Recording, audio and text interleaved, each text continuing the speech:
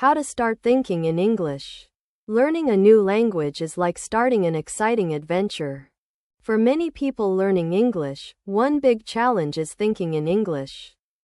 Instead of thinking directly in English, they often translate from their first language, which can feel slow and frustrating. But don't worry, this is normal, and there are ways to improve. In this essay, we will look at why it's hard to think in English and share some easy tips from Peter and Lucy on how to get better at it. Why thinking in English is hard.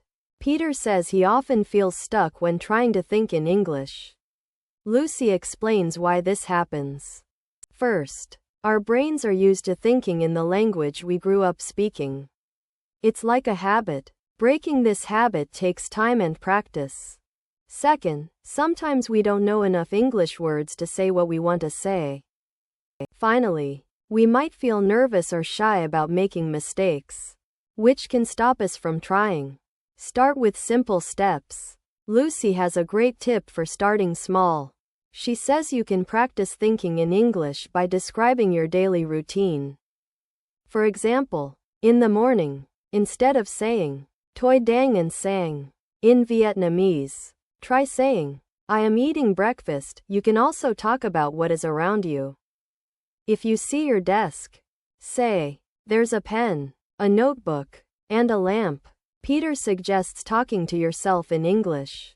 For example, when you're putting on your shoes, say, "I'm putting on my shoes." When you open the door, say, "I'm opening the door." These small habits make English feel more natural over time. Build your vocabulary. Knowing more English words makes it easier to think in English. Peter says he uses flashcards to learn new words. Flashcards are cards with a word on one side and its meaning on the other. Lucy likes using apps to learn vocabulary, and she also writes new words in sentences to remember them better. A method called spaced repetition can help you remember words. This means you review words at certain times, like after 1 day, 3 days, or a week.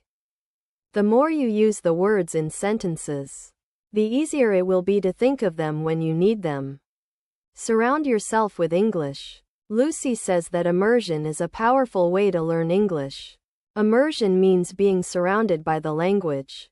You can do this by listening to English songs, watching movies with subtitles, or reading simple books. Peter suggests starting with something you enjoy, like your favorite songs or cartoons. Singing along to English songs is fun and helps you remember the words. Watching movies is also a good idea. Start with a movie you already know in your language, then watch it with English subtitles. This helps you connect the English words to their meanings. Over time, your brain will get used to hearing and understanding English.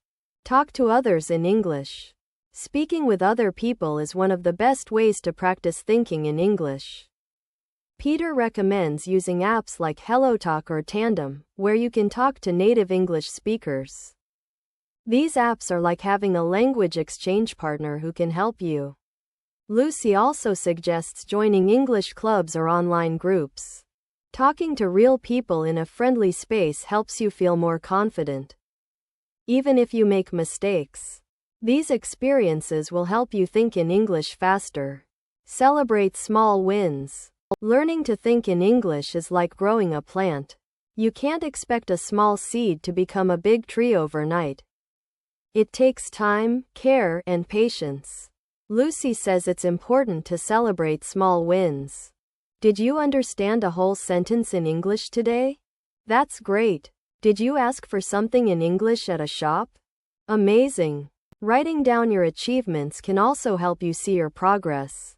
For example, if you learn 5 new words in a week, write them down and review them. Looking back at how much you've improved can motivate you to keep going. Don't worry about mistakes. Peter and Lucy agree that mistakes are a normal part of learning. Imagine a baby learning to walk. They fall many times before they can walk properly. Learning English is the same. It's okay to make mistakes. What's important is to keep trying and learning from those mistakes. Lucy says you don't need to worry about being perfect. The goal is to communicate your ideas. Over time, your grammar and pronunciation will improve naturally. The more you practice, the better you will get. Useful tips for beginners. Here are some simple tips from Peter and Lucy for beginners. Start small. Practice describing your day or surroundings in English.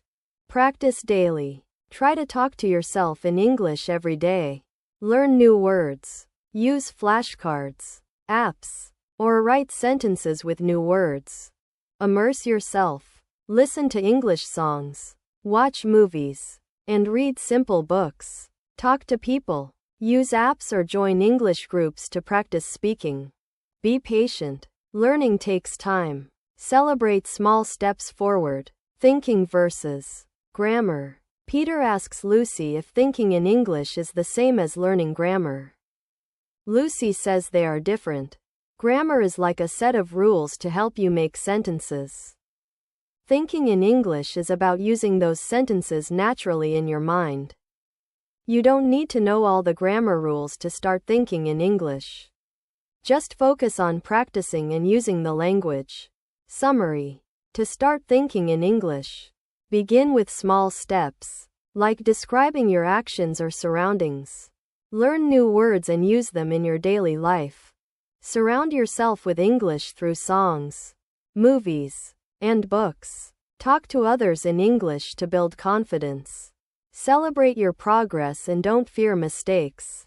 Learning to think in English is not something that happens overnight, but with daily practice, patience, and a positive attitude, it will become easier and more natural. Keep trying, and soon you'll be thinking in English like a pro.